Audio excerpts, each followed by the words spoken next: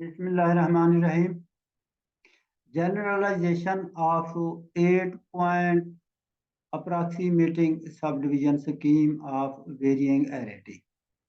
तो आज हम डिस्कस कर रहे हैं how to write research synopsis. तो how to write research synopsis में हमारा जो सबसे पहला वो है क्वेश्चन है वो ये है कि जो हम सिनॉप्सिस लिखने जा रहे हैं उसको हम कैसे लिखेंगे, उसकी बेसिक रिक्वायरमेंट्स क्या हैं। तो सबसे पहले जब हम सिनॉप्सिस लिखते हैं तो सबसे पहला जो कंपोनेंट है वो है टाइटल। तो हमारा जो टाइटल है वो क्या होना चाहिए, कैसे होना चाहिए। तो फॉर एग्जांपल मैं आपके सामने एक सिनॉप्सिस को डिस्कस करने लगा हूँ जिसका टाइटल है generalisation of 8 point approximating subdivision scheme of varying array. तो सबसे पहले जो हमारा क्वेश्चन होता है कि हमने जो टाइटल सेलेक्ट करना है वो कैसा हो, किस तरह हो।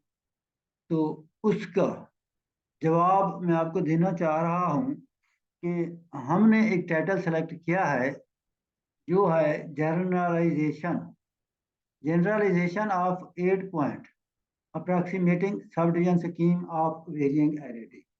तो जनरलाइजेशन से अगर आप देखें तो इसमें यह है कि हमारे पास जो 8 point approximating subdivision scheme है उनको हम जनरलाइज करना चाह रहे हैं।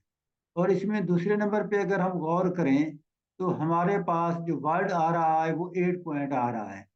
तो इसमें जनरलाइजेशन अलग से कीवर्ड है, 8 पॉइंट जो है वो अलग से कीवर्ड है। 8 पॉइंट बेसिकली कम्प्लेक्सिटी को शो कर रहा है कि जो स्कीम हम यूज करेंगे उसके अंदर जो अफाइन कॉम्बिनेशन यूज करेंगे वो 8 पॉइंट का होगा। ठीक है। तो 8 पॉइंट होंगे और फिर वो जो स्कीम होगी, ये जो हमारे पास अप्रॉक्सीमेटिंग का वर्ड यूज हो रहा है। बेसिकली हमारे पास जो सब डिवीजन स्कीम है उसकी दो मेन कैटेगरीज हैं। एक हमारे पास क्या होती है इंटरपोलेटिंग और दूसरी क्या होती है अप्रॉक्सीमेटिंग। ये उसकी कैटेगरी को रिप्रेजेंट कर रही है। और तीसरे नंबर पे हमारे पास है सब डिवीजन स्कीम। तो बेसिकली सब डिवीजन स्कीम है क्या। ठीक है। ए रूल विच पुट यानी which gives input and produce more highly refine curve as input. यानी कि हम ऐसा रूल डिस्कस करना चाह रहे हैं मैथमेटिकली जिसको हम इनपुट देते हैं और वो हाई यानी कि मोर हाईली रिफाइन आउटपुट हमें देता है। तो इसमें हमारे पास जो सब डिवीजन स्कीम है उसके अंदर और फिर हमने एक और वर्ड यूज किया है। वर्ड क्या है, वेरिएंग एरिटी। तो एरिटी हमारे पास बेसिकली क्या होता है, एरिटी होता है number of new inserted point at previous level between two consecutive point. जो हमारे पास कंट्रोल पॉलीगॉन के दो कंसेक्टिव पॉइंट्स हैं उनके दरमियान जो नए पॉइंट इंसर्ट करते हैं उसके लिए हम वर्ड यूज करते हैं एरिटी। तो अब इसमें एक और कीवर्ड का भी इजाफा हो गया है कि वो हम मेंशन कर रहे हैं वेरिएंग एरिटी। यानी कि जो उसकी एरिटी है उसके अंदर क्या है, वेरिएशन है। तो हम स्कीम को यानी कि स्कीम की हमने कैटेगरी भी बता दी। अगर हम इसमें गौर करें तो हमने क्या किया है कि हम करना क्या कर चाह रहे हैं। पहला क्वेश्चन हमारा यह है कि हम क्या करना चाह रहे हैं, हम जनरलाइजेशन करना चाह रहे हैं। किसकी करना चाह रहे हैं, 8 पॉइंट की। ठीक है। हमने उसकी कम्प्लेक्सिटी बता दी कि कितनी कम्प्लेक्स है वो स्कीम। उसके अंदर हमने कहा कि 8 पॉइंट है। फिर हमने उसकी टाइप्स बताई। टाइप्स में कैटेगरीज क्या होती है, अप्रॉक्सीमेटिंग, और फिर हमारे पास क्या होती है इंटरपोलेटिंग। और फिर हमने उसकी जो वेरिएशन ऑफ एरिटी को डिस्कस किया है। तो मतलब यह है कि बाइनरी, टर्नरी, क्वाटर्नरी। तो ये सारी चीजें आने के बाद हमारे पास एक मुख्तसर सा टाइटल बन गया है। जो कोई भी बंदा इस टाइटल को पढ़ेगा जो इस फील्ड से रेलिवेंट होगा तो उसको काफी सारी इंफॉर्मेशन इस टाइटल से मिल जाएगी। आप लोगों ने भी अपना टाइटल इस ऐसे सेलेक्ट करना है कि उसके अंदर जो भी आप काम करना चाह रहे हैं उसकी मेन जो इंफॉर्मेशन है वो एग्जिस्ट कर। तो दूसरे नंबर पे जब हम सिनॉप्सिस बनाते हैं तो हम जो इदारा होता है, मिसाल के तौर पे जहाँ पे हम गाजी यूनिवर्सिटी में बैठे हुए हैं तो हम गाजी यूनिवर्सिटी का लोगो यूज करेंगे। अगर हम आईयूबी की बात करें तो हम आईयूबी का लोगो यूज करेंगे। अगर हम बीजेडयू में है तो बीजेडयू का लोगो यूज करेंगे।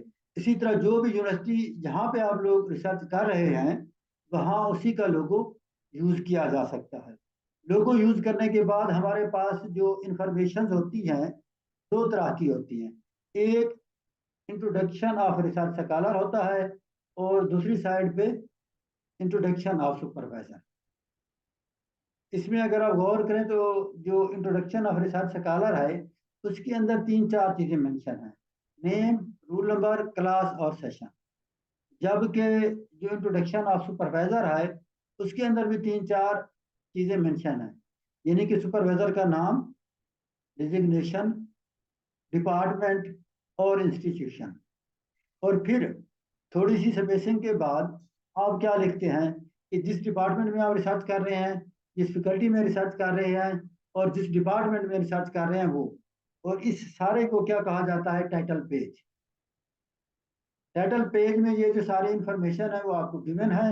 अब इसके बाद हम आते हैं इसकी तरफ कि हमारे पास जो प्रोग्राम है, मिसाल के तौर पे प्रोग्राम आप एमफिल करना चाह रहे हैं, पीएचडी करना चाह रहे हैं, उसका जो भी सेशन है वो आपने मेंशन करना है, सब्जेक्ट है, ठीक है, नेम ऑफ द स्टूडेंट है, और फिर रूल नंबर, और इसी तरह फादर्स नेम। ये थोड़ी सी इंफॉर्मेशन के बाद फिर आप एक दफ़ा फिर टाइटल मेंशन करते हैं। और उसके बाद एक जो सबसे पहला सेक्शन है जिसको हम सेक्शन कहते हैं वो हमारे पास क्या है जी? अब ये फर्स्ट हेडिंग जिसे हम सेक्शन के नाम से कह रहे हैं। अब मैंने यहाँ पे क्लिक किया है और यहाँ पे आपको हेडिंग, अगर यहाँ पे हेडिंग देख रहे हैं तो हेडिंग वन यूज हो रही है। ठीक है, अंदाजा हो रहा है आपको कि ये जो हेडिंग वन है ये बेसिकली हमारे पास किस चीज की है? सेक्शन की है। तो ये सेक्शन क्या है? इंट्रोडक्शन का। इंट्रोडक्शन में ये है कि जिस टॉपिक पे हम काम कर रहे हैं वो टॉपिक किस फील्ड से रेलिवेंट करता है और किस सब्जेक्ट से उसकी रेलिवेंट। इसमें मिसाल के तौर पे हमने जो टॉपिक था वो रेलिवेंट था सब डिवीजन स्कीम से। और सब डिवीजन स्कीम का जो टॉपिक है वो बेसिकली किसी से रिलेट कर रहा है? कंप्यूटर एडेड ज्योमेट्रिक डिजाइन से। और कंप्यूटर एडेड ज्योमेट्रिक डिजाइन जो है वो बेसिकली क्या है? कंप्यूटेशनल ज्योमेट्री है। ठीक है ना, उसकी एक ब्रांच है। उसके अंदर हम कर्व और सरफेसेस को डिस्कस करते हैं, जो कि जिनको हम इस्तेमाल कहाँ करते हैं। वो जो कर्व और सरफेसेस हैं बेसिकली हम उनको ग्राफिक डिजाइनिंग में करते हैं, डेटा स्ट्रक्चर में यूज करते हैं, या कंप्यूटर अलजेब्रा। ठीक है। और इसमें जो मेजर स्टडीज है इस एरिया में ग्राफिक डिजाइनिंग में वो है बेसिकली सरफेस मॉडलिंग या फिर कर्व मॉडलिंग। और इसमें ये क्या करती है? लिंक करती है मैथमेटिशियंस को with computer science and engineering such as animation industry, machine learning, automotive and industrial design and numerical computing। तो ये छोटा सा एक ब्रीफ हमने उस सब्जेक्ट के बारे में थोड़ा सा उसका तारुफ लिखा है। उसके बाद हम उस सब्जेक्ट की इफेक्टनेस को डिस्कस करते हैं और उस टॉपिक की इफेक्टनेस को। और फिर उसके अंदर हम एक गैप देते हैं, उस गैप की तरफ हम आते हैं जो हम इसमें यूज कर रहे होते हैं। जी, तो इसमें हम डिस्कस कर रहे थे कि उसके इंट्रोडक्शन के बारे में। अब इंट्रोडक्शन के बाद हमारे पास क्या है जी? उसकी जो इफेक्टिवनेस है वो हम डिस्कस करते हैं। फिर उसके बाद उसकी जो फर्दर फील्ड्स हैं उनका एक मुख्तसर सा इंट्रोडक्शन देते हैं। तो इसके अंदर फिर छोटा सा एक लिटरेचर रिव्यू में इनके जो भी टॉपिक हम डिस्कस कर रहे हैं उनको भी थोड़ा सा ऐड करते हैं। अब जब हम इंट्रोडक्शन लिख लेते हैं, जो नेक्स्ट हमारा पार्ट है उसके अंदर हम उससे कि हमारी जो सब स्टडी है सिनॉप्सिस के अंदर हम उसके ऑब्जेक्टिव लिखते हैं कि हमारे ऑब्जेक्टिव क्या हैं। ठीक है, मिसाल के तौर पे फॉर एग्जांपल हम 8 पॉइंट सब डिवीजन स्कीम की बात कर रहे थे, तो सबसे पहला जो ऑब्जेक्टिव है वो हमारे पास क्या है जी, to drive a new 8 point subdivision scheme for the best approximation of curve and purification of corrupted data. फिर हमने कहा है कि to find the smoothness analysis and geometric properties of the proposed scheme. फिर हम कहते हैं कि to design the regression based subdivision scheme for the approximation of content sample of piecewise function. तो ये हम फ्यूचर में discuss करेंगे। और फिर हमने कहा कि to insert the shape control parameter in the research. ये चार हमारे मेन ऑब्जेक्टिव हैं कि हम ऐसी स्कीम बनाना चाह रहे हैं, ठीक है, जिससे हमारे पास जो कर्व है उसकी बेस्ट अप्रॉक्सीमेशन आए, और उसकी स्मूथनेस वगैरह जो है वो भी हम डिस्कस करना चाह रहे हैं। और फिर हम ऐसी स्कीम बनाना चाह रहे हैं जिसके अंदर अगर हम पैरामीटर इंसर्ट करें, ठीक है, तो उसका जो इफेक्ट है, इफेक्ट ऑफ शेप पैरामीटर, ठीक है, तो उसकी जो लिमिट कर्व है उसके ऊपर क्या इफेक्ट्स है। अब लिमिट कर्व में या शेप ऑफ, यानी कि इफेक्ट ऑफ पैरामीटर हम डिस्कस कर सकते हैं मुख्तलिफ चीज़ों पे। मिसाल के तौर पे ये स्कीम है, तो इसका जो हमने इफेक्ट डिस्कस किया था, हमने एरर बार निकाला था, उसके ऊपर भी पैरामीटर का इफेक्ट डिस्कस किया है, एक रेंज निकाली थी। फिर हमने उसकी कंटिन्यूटी पे भी उसका इफेक्ट निकाला था। फिर हमने उसके ऊपर कंटिन्यूटी के बाद उसके जो इफेक्ट था वो शेप ऑफ लिमिट कर्व जो थी उस पर भी इफेक्ट हमने डिस्कस किया था। और उसके साथ हमने इसके कर्वेचर पे भी जो शेप पैरामीटर है उसका इफेक्ट डिस्कस किया है। और उसके साथ जो इफेक्ट था शेप ऑफ पैरामीटर का on the fractal of the scheme, जो फ्रैक्टल जनरेट हो रहे थे तो उसमें भी पैरामीटर का हमने इफेक्ट शो किया था। तो लास्ट टाइम भी आपको मे भी प्रैक्टिकली भी मैंने प्रोग्रामिंग से शो करवाया था कि जो हमारे पास शेप कंट्रोल पैरामीटर है, बेसिकली उसका रोल क्या है, वो हम क्यों यूज करते हैं, उसका कितना एक इफेक्ट है हमारे स्कीम के ऊपर, उससे जो हमारी स्कीम है वो कितनी मुअस्सर हो सकती है। तो ये वो थे ऑब्जेक्टिव इस स्कीम के जो हम डिस्कस करेंगे। जब हम ऑब्जेक्टिव डिस्कस कर लेते हैं तो फिर हम आते हैं प्रैक्टिकल और साइंटिफिक एप्लीकेशन की तरफ, कि ये जो हम काम करने जा रहे हैं इसकी जो प्रैक्टिकल और साइंटिफिक एप्लीकेशन है वो क्या है। ठीक है, तो हम कहते हैं कि सपोज हमारे पास जब वो, ठीक है ना, इंट्रोडक्शन हम डिस्कस कर लेते हैं सब डिवीजन स्कीम का, तो उसकी मोर एडवांसमेंट या मटेरियल है उस पर हम फोकस करते हैं दो चीज़ों पे। एक हमारी क्या है जी, शेप इन्वेस्टिगेशन इश्यूज।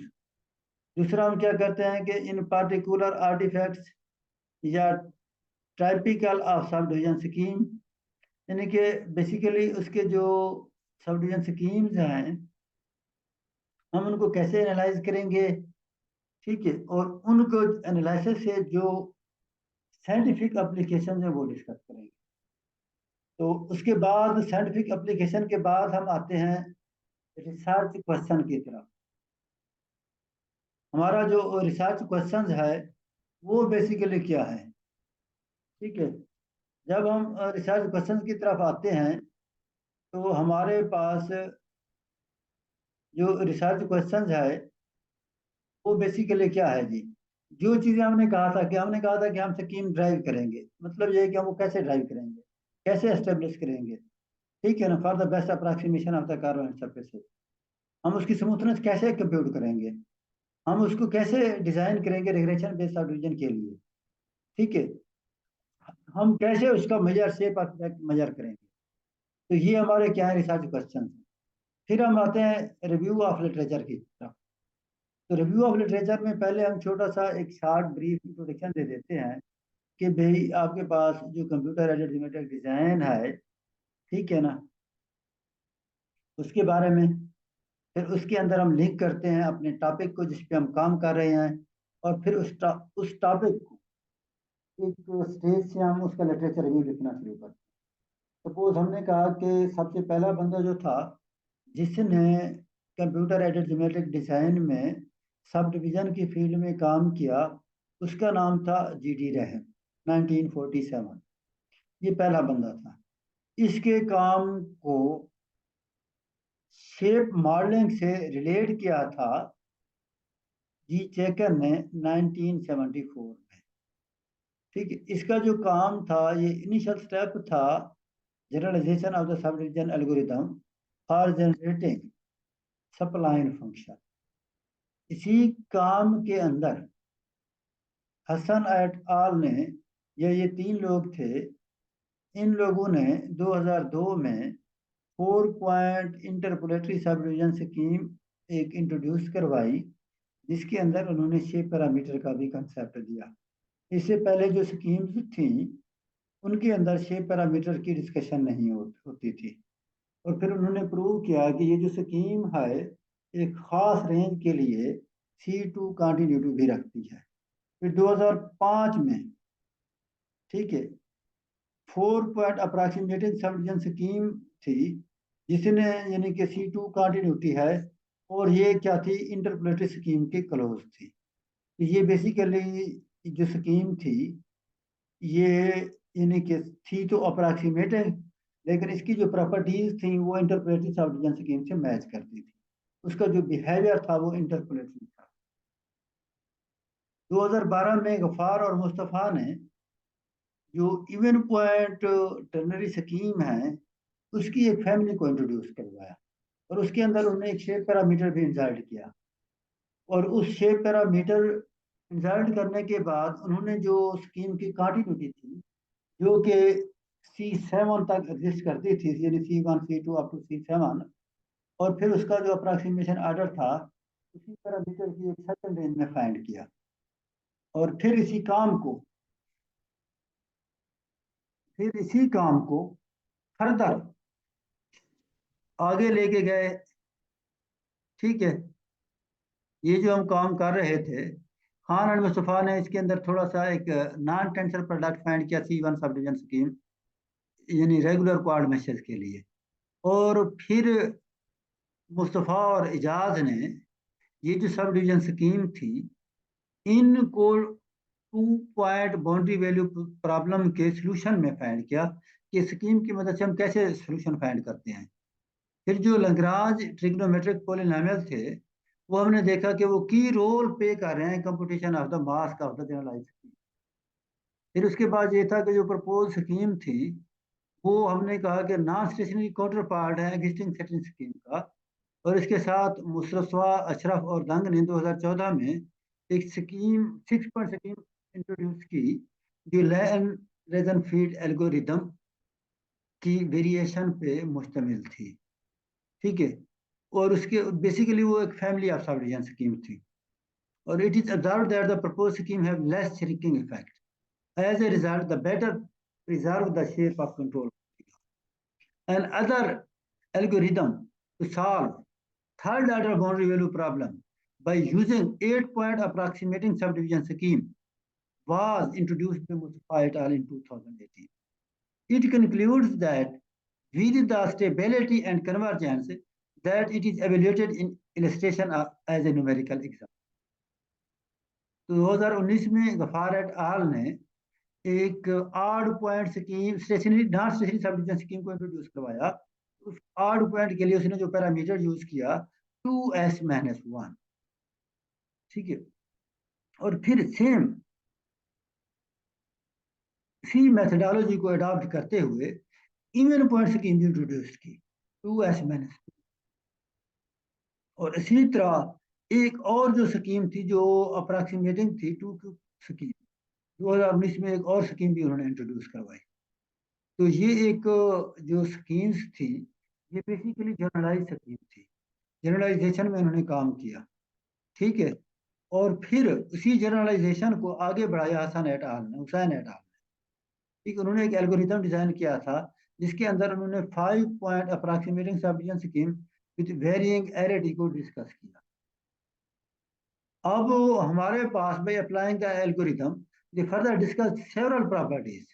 इसके अंदर उन्होंने और भी प्रॉपर्टीज को भी डिस्कस किया, जो मिसाल के तौर पे कंटिन्यूटी थी, होल्ड रेगुलरिटी, लिमिट्स टेंसल्स, error bound and shape of the limit curve. और फिर 2020 में अशरफ एट आल ने एक जनरलाइज्ड एल्गोरिथम दिया to develop a class of approximating binary subdivision scheme.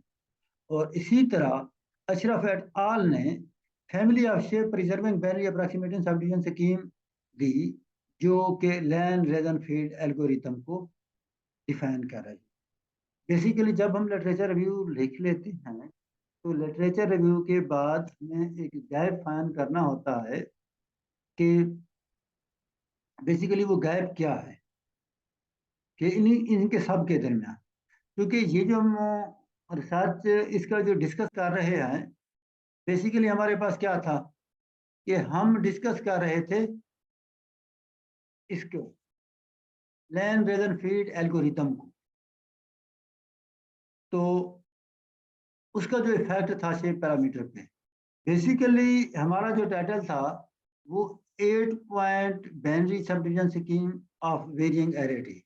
इसलिए सारे लिटरेचर रिव्यू को डिस्कस करने के बाद और देखने के बाद बीच में मुझे ये गैप भी नजर आ रहा है कि हमने तो और भी स्कीम्स होंगी डेफिनेटली जो वेरिएंग एरेटी को डिफेंड कर रही होंगी जो कि इस लिटरेचर में शामिल नहीं है। ये एक लिटरेचर रिव्यू के अंदर डेफिशिएंसी भी है जो आप लोगों ने इस लिटरेचर रिव्यू में डेफिशिएंसी फाइंड करनी है और मुझे बताना है कि इसके अंदर रेलिवेंट जो रेफरेंसेस हैं उन और इन रेफरेंसेस का होना इसमें जरूरी है। ये आप लोगों के लिए थोड़ा सा होमवर्क है जिसको आप करके आएंगे और फिर इसके बाद एक रिसर्च गैप हमें चाहिए इसके अंदर हम अपनी मोटिवेशन की तरफ जा सके कि हम ये काम करना। तो रिसर्च गैप फाइंड करने के बाद हमारे पास जो मेन पार्ट है रिसर्च का, हमने इसको एनालाइज कैसे करना है, हमने उसकी कंस्ट्रक्शन किस तरह करनी है, हमने उसको डिस्कस कैसे करना है, उसके लिए जो टूल यूज करने हैं, जो मेथड यूज करने हैं, वो हम डिस्क्राइब करते हैं प्रिलिमिनरी। फॉर एग्जाम्पल हमारे पास कोई थीसिस या रिसर्च पेपर होता है तो उसमें हम मैथ के अंदर, खास कर प्योर मैथ के अंदर एक सेक्शन डालते हैं प्रिलिमिनरी। बाज दफा हम उसको क्या कहते हैं, बेसिक कंसेप्ट। बाज दफा हम उसका नाम देते हैं बेसिक डेफिनेशंस का। वो जो प्रिलिमिनरीज हैं या बेसिक डेफिनेशंस हैं, मैथमेटिकली वो किसी मेथडोलॉजी को रिप्रेजेंट कर रही होती हैं। जो हम वर्ड यूज करते हैं रिसर्च मेथडोलॉजी के, उसके पैरेलल जो मैथ की टर्म में चीजें हमने देनी है, वो जो मेथडोलॉजी हमने अडॉप्ट करनी है वो बेसिकली प्रिलिमिनरीज में ही रिप्रेजेंट हो रही होती है। तो बाद लोगों का क्वेश्चन ये आता है कि इसके अंदर तो कोई रिसर्च मेथडोलॉजी एग्जिस्ट ही नहीं कर रही। हालांकि उसके अंदर भी रिसर्च मेथडोलॉजी एग्जिस्ट कर रही होती है, लेकिन क्योंकि टेक्निकली हमने सिर्फ एक स्पेसिफिक टाइटल को देख के रिसर्च मेथडोलॉजी कहते हैं, तो एज इट मैथ के अंदर भी हम प्रिलिमिनरीज के फॉर्म में, कि मिसाल के तौर पे हमने लॉरेंट पॉलिनॉमियल मेथड यूज कर, तो हम ये बता देंगे कि लॉरेंट पॉलिनॉमियल मेथड है क्या, उसको किसने इन्वेंट किया, ठीक है, और वो जो मेथड था वो कैसे इम्प्लीमेंट होता है और कैसे हम स्कीम को एनालाइज करते हैं।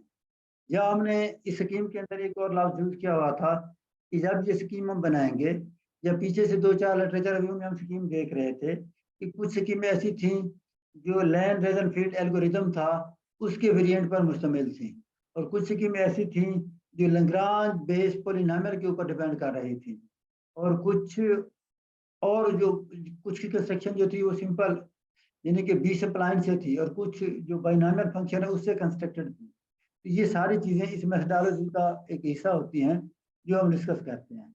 इसमें अगर आप देखें तो researcher will use some techniques for the some construction of the subdivision scheme. Like हमारे पास क्या है जी, लैग्रेंज पॉलिनॉमियल मेथड है। ये मेथड किसके लिए यूज करेंगे, टू इन्वेस्टिगेट द कंटिन्यूटी। अगर हमारे पास लिमिट टेंसर्स हैं तो उसके लिए हम क्या यूज करेंगे, आइगन एनालिसिस, ठीक है। और बी सप्लाइन मेथड यूज करेंगे हम किस चीज के लिए, कंस्ट्रक्शन के लिए। ये 2-3 मेथड हमने इसके अंदर दे दिए हैं, और फिर हमने ये भी बता दिया कि हमारा जो डेटा होगा उसकी कैलकुलेशन के लिए हम कंप्यूटर सॉफ्टवेयर यूज करेंगे। वो मैथमेटिक का भी हो सकता है, मैपल भी हो सकती है, मैटलैब भी हो सकती है, इसके अलावा किसी और सॉफ्टवेयर को भी यूज किया जा सकता है। और फिर हमारे पास जो थीसिस होगा उसको राइट अप करने के लिए हमारे पास क्या होगी, लेटेक्स यूज होगी। तो इसमें हमारे पास जब हम ये सारा कुछ कर लेते हैं तो हम डिस्कस करते हैं डीलिमिटेशन और लिमिटेशन, कि हमारा ये जो काम है इसकी लिमिटेशन क्या है और डीलिमिटेशन क्या है। तो ये लिमिटेशन और डीलिमिटेशन का जो बेसिक कंसेप्ट है, ये अगर हम सब डिवीजन स्कीम को देखें, उनकी जो डीलिमिटेशन है based on multi resolution representation is that it can not reconstruct parametric surfaces that contain non-exponential polynomial such as logarithmic functions and division term, which require non-uniform mask of the subdivision scheme for the exact reconstruction of such function. और limitation उसकी क्या है? It cannot be applied to the arbitrary measures because the decomposition is constructed for a prescribed type of reconstruction. तो इसकी बाद दफा limitation में हम ये भी डिस्कस कर लेते होते हैं कि मिसाल के तौर पे आप कहते हैं कि role of a single teacher, एक एग्जांपल आपको दे रहा हूँ, इन डिस्ट्रिक्ट डेरा गाजी खान, ठीक है। तो हो सकता है कि डिस्ट्रिक्ट डेरा गाजी खान के अंदर जितने भी स्कूल हैं उनका आप डेटा ले सकते हैं। अगर इसी को आपको थोड़ा सा, ठीक है, लिमिटेशन दे दिया हमने कि भी हम किसी स्पेसिफिक डिस्ट्रिक्ट का, या हम ये भी कह सकते हैं कि डिस्ट्रिक्ट बार खान, या भी हम कह सकते हैं कि तहसील तौसा, तहसील कोट छुट्टा या लिया की हम बात कर सकते हैं। तो ये सारी चीज़ें हमारी क्या आ जाती हैं, लिमिटेशन में आ जाती हैं। अगर हम इसको एक ऐसी स्टेज पे ले जाते हैं कि हम कहते हैं कि role of a single teacher in Asia, तो वो लिमिटेशन ऐसी हैं कि जो हमारे लिए जिस पर रिसर्च करना पॉसिबल भी नहीं होगा, हमारे पास रिसोर्सेज नहीं होंगे, तो हम कैसे सिंगल टीचर का इफेक्ट डिस्कस करेंगे पूरे एशिया। तो इसीलिए हमें अपने टॉपिक को क्या करना पड़ता है, उसको लिमिटेशन देनी पड़ती है, ठीक है। अदरवाइज जो हमारा टॉपिक है वो क्या हो जाता है, कॉम्प्लिकेटेड हो जाता है। जब ये सारा कुछ हम कर लेते हैं, फिर हमारे पास जो टॉपिक है हम क्या करते हैं, उसको propose chapter for the thesis हमने है, एक मिसाल के तौर पे कि ये पूरा स्केच दे रहे होते हैं सिनॉप्सिस। सिनॉप्सिस में मिसाल के तौर पे हमने क्या कर दिया, हमने कहा कि जो थीसिस होगा उसका जो पहला चैप्टर होगा वो इंट्रोडक्शन होगा, दूसरा चैप्टर जो होगा वो लिटरेचर सर्वे होगा, तीसरे चैप्टर में हम मेथोडोलॉजी को डिस्कस करेंगे, चौथा चैप्टर क्या होगा, रिजल्ट और डिस्कशन पे मुश्तमिल, और पांचवें चैप्टर में हम अपनी चीज़ों को कंक्लूड करेंगे। तो इसके बाद हमारे पास रेफरेंसेस होंगे। ये वो स्केच है जो हमने अपने बच्चों को, ये जर्नल होता है, ये सब का एक तरह का ये जर्नल फॉर्म में लिखा हुआ है। अब उसमें जो लिटरेचर सर्वे है, बाज़ दफ़ा हम उनको यानी कि अपने ही अंदाज से हेडिंग दे देते हैं।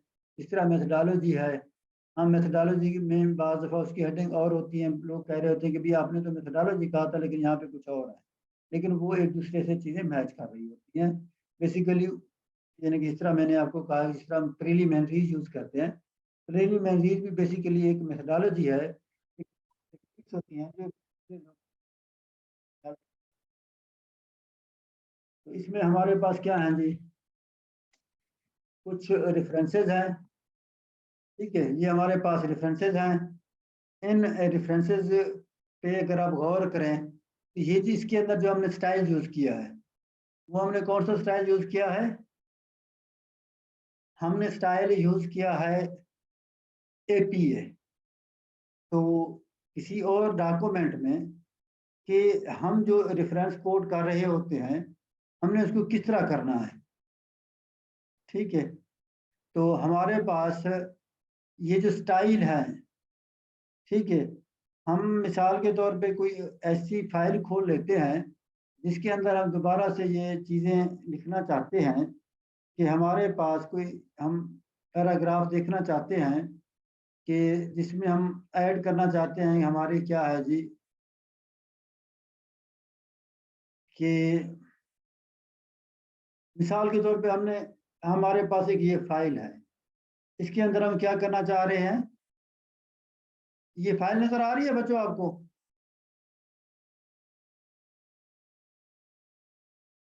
तो अब हमारे पास ये जो फाइल है इसके अंदर हम क्या करना चाह रहे हैं, फाइल के अंदर हम रेफरेंस ऐड करना चाह रहे हैं। तो हम क्या करेंगे, मिसाल के तौर पे हमने यहाँ पे एक रेफरेंस ऐड करना है, ठीक है। हम क्या करेंगे, इंसर्ट रेफरेंसेस में जाएंगे, ठीक है। तो रेफरेंसेस हमने किस तरह इंसर्ट करने हैं, ठीक है, ये आप देख रहे हैं ना। तो अब स्टाइल भी हमने मेंशन कर दिया है। हमने क्या करना है कि कोई न्यू सोर्स ऐड करना चाह रहे हैं जिस रेफरेंस को, हमने सबसे पहले इसको क्या बता दिया है जी, ये जो आर्टिकल है जर्नल का है, बिब्लियोग्राफी जो है वो एपीए स्टाइल में हमने लिखनी है। ठीक है, उसमें सबसे पहले हम क्या देते हैं, ऑथर की इंफॉर्मेशन देते हैं। हमारे पास जो ऑथर की इंफॉर्मेशन है वो हम देते हैं कि हमारे पास क्या चल रही है। ठीक है, अब उस ऑथर की इंफॉर्मेशन में हमारे पास मिसाल के तौर पे हम ऐसा करते हैं कि कोई वो ले लेते हैं। ठीक है, कोई पेपर ले लेते हैं, सपोज हम वो ऐड करना चाह रहे हैं। ठीक है, अब वो उस पेपर के जो अंदर जो भी रेफरेंसेस हैं वो हम देखना चाह रहे हैं कि कौन क्या क्या नाम है उसके अंदर, ताकि हमें आइडिया हो जाए। ठीक है, मिसाल के तौर पे मैं एक पेपर ऐड करना चाहता हूँ। ठीक है,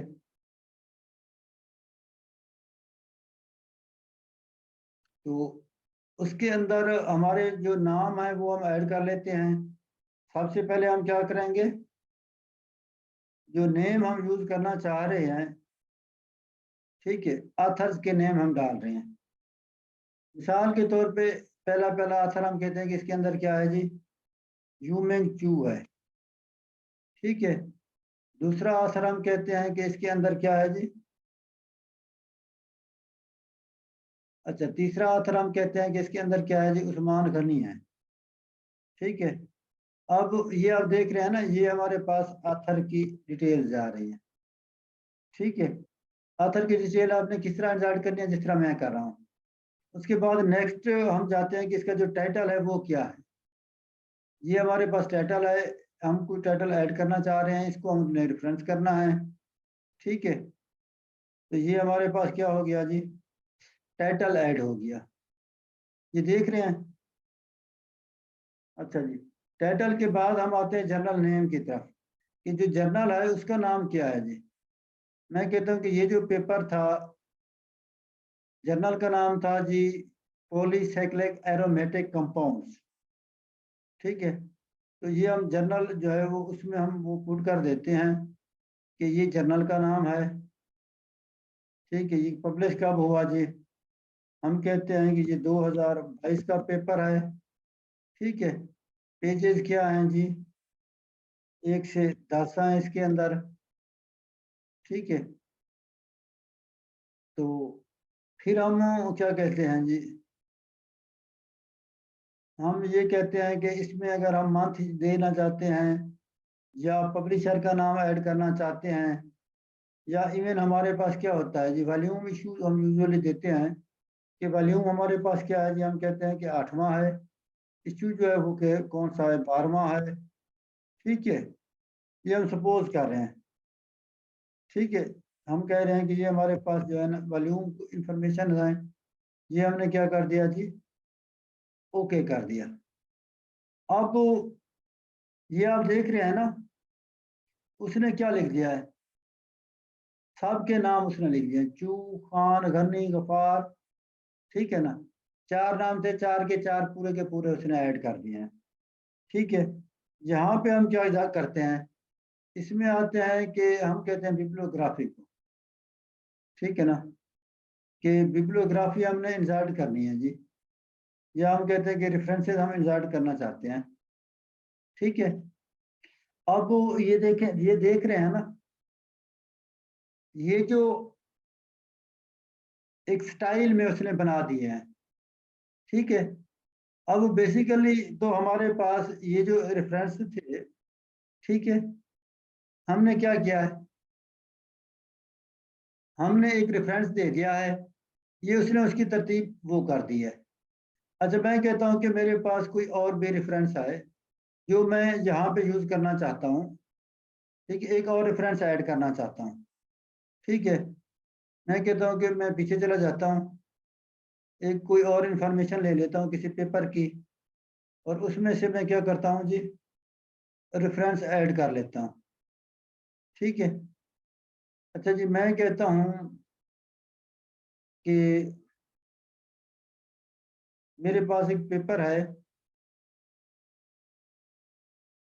उसका जो टाइटल है वो क्या है जी। ठीक है।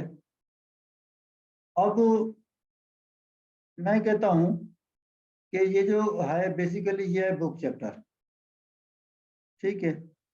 मैं अब क्या करता हूँ कि जहाँ पे मैं इंसर्ट करना चाह रहा हूँ किसी चीज़ को, साइटेशंस को, ठीक है, मैं एक और वो करना चाह रहा हूँ कि मैं कहता हूँ कि नहीं, ये जो मेरे पास है ये बुक चैप्टर है।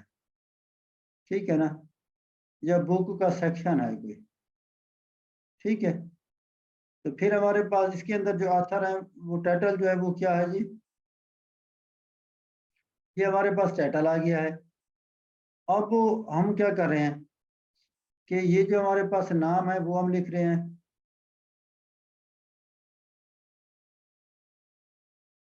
ये नाम आपको नजर आ रहे हैं। तो ये जो नेम है ये हम इसमें लिख लेते हैं कि हमारे पास ये जो बायोग्राफी हम ऐड कर रहे थे, सपोज कर रहे हैं। ठीक है। ये देख रहे हैं इसके अंदर हमारे पास जो नाम है इनको हम क्या करेंगे, हम इनको सेमी कॉलन से वो रिप्लेस कर देते हैं। ठीक है। इसमें हम यूज क्या कर रहे हैं, हर नाम के बाद क्या यूज कर रहे हैं, सेमी कॉलन। ठीक है। हमारे इसमें 4 नाम थे, 4 हमने क्या किया। ठीक है। अच्छा जी, हम कहते हैं जो बुक का आथर है ये है। ठीक है। हम कहते हैं कि अब्दुल गफ्फार जो है उसका क्या है जी, मेन आथर है। वो हम नाम दे देते हैं।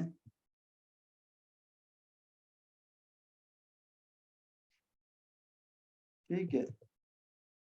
अच्छा जी,